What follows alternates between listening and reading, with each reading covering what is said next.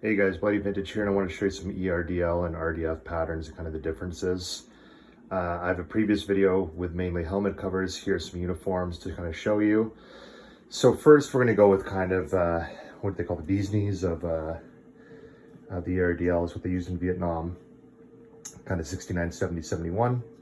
So the earliest pattern you'll see of this is a 69, at least that I've seen. And this is called the green dominant.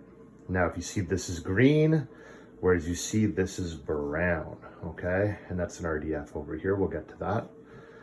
So if you see here, you got black, you got this kind of brownish, and then, or dark brown, and then you have literally this green. And it's pretty obvious to see it once you get in close, the differences in between brown and green, okay? So you can tell that's also ERDL because it still has the slant pockets the jungle jacket has. Next, we're gonna go to the pants. These are actually 1970 dated. These are brown dominant. Part of my feet in there, just the easiest way to film it. Now, if you see that this is indeed a brown, you have your dark brown, your light brown, and then your black, which is almost faded into a blue. These are all ripstop.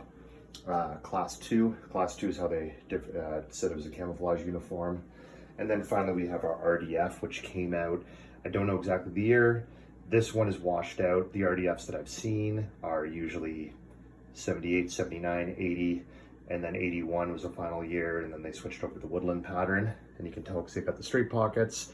USMC started to stamp on the pocket, and you can definitely see this is almost a lighter brown.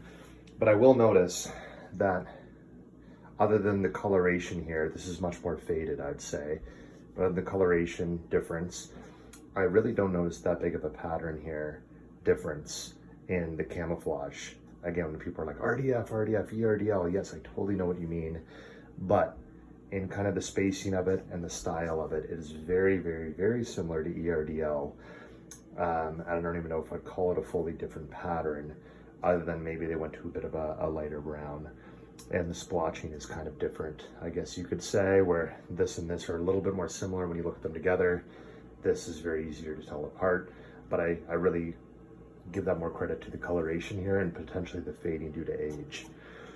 Okay guys, hope that kind of gives you a better idea of ERDL, green dominant, ERDL, brown dominant, and RDF. I don't think there was ever green dominant on this. I think it's just kind of one pattern which was based off of the brown dominant. Okay.